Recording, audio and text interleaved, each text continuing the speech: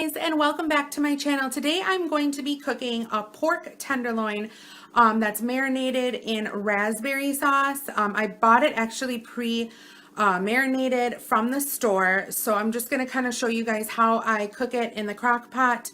And I plan on doing more of these videos on my channel, just kind of showing you guys what I eat and what I cook, and also giving you guys health updates along the way. So let's get started. First thing, what you're going to need is a pork tenderloin. Some grocery stores have them pre-marinated and some don't. It's just basically your preference, but this one is a raspberry pork tenderloin, and it is, raspberry chipotle, and it was on sale. I didn't pay $7 for it, and it is almost 5 pounds. And then also for seasoning my vegetables in the crock pot, I usually pick up a packet of seasoning. This is the Crockery Gourmet season mix for pork. And then in the crock pot for vegetables, I am going to be using potatoes, carrots, broccoli, and a very small amount of onion. I just like putting onion in there just to flavor it. So here's the crock pot that I'm going to be using today. It's not a big crock pot. It's one of the medium-sized to smaller ones, but I just use a smaller one just because of the fact that we don't really have a big family, so I don't need a big one. But anyway, I took the seasoning packet and I dumped it in 2 cups of water, and basically I had a lid for this, so I shook it all up. So everything is set to go for the seasoning. Also, if you guys want to season your vegetables, I do have this. It's just called Spice It. It's garlic and pepper, seasoning mix. You can do that. And if not, you don't have to do that either. So the first thing what I'm going to do is pour my potatoes in the crock pot. The potatoes usually always go in first for me, just because the potatoes take a long time to cook, the longest I feel out of everything. So now let's season it. Basically what you can do is season each layer, and then I kind of like to give it a little toss.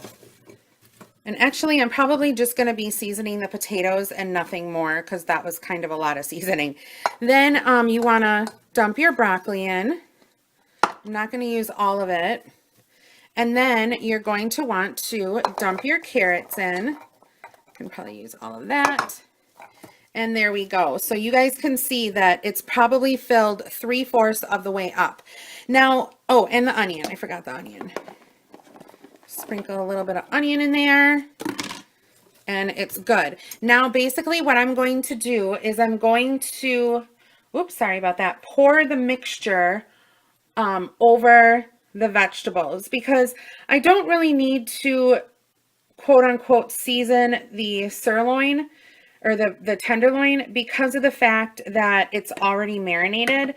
So I'm basically just going to pour that over the vegetables, and everything will kind of just, go in there. And next I'm just going to put the pork tenderloin in on top. Okay, and inside I've got my beef tenderloin, or I keep on saying beef tenderloin. My pork tenderloin, this is, just sitting on top of all of the vegetables, and it's already marinated, and I'm going to put my lid on. It's all plugged in, and I'm going to turn it on low for about 7 to 8 hours. Usually I go 7 hours, and the way I know how it's done is I will put a fork in one of the potatoes, and that will basically tell me if, it's finished or not.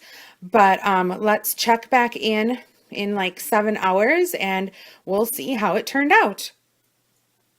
Okay, so it's been about 7 hours for the pork tenderloin, and basically what I did is I just checked it, and I took the pork tenderloin out because it's done. So I put it over here on my stove on a plate, and I'm just letting the meat rest.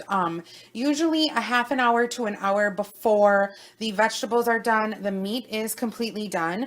So I always take it out and I always just let it rest. The juices will kind of flow out and then flow back into the meat, and it makes it extra juicy and crispy. Or not crispy, just juicy.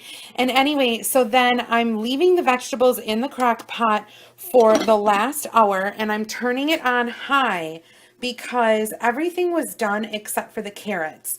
So I'm just gonna give it like one last blast of heat for like another hour, maybe half an hour, and then it will be ready to serve. And here is the finished product, all steamy and hot. It looks absolutely delicious, and I cannot wait to dig in. So we've got the broccoli, the carrots, the potatoes, and the onion. And then over here we have the tenderloin with the sauce kind of mixture on top of it, the juices from inside the crock pot. So thank you guys so much for watching. If you cooked this recipe, please leave a comment down below and let me know how you liked it. Thanks so much for watching, guys. Bye.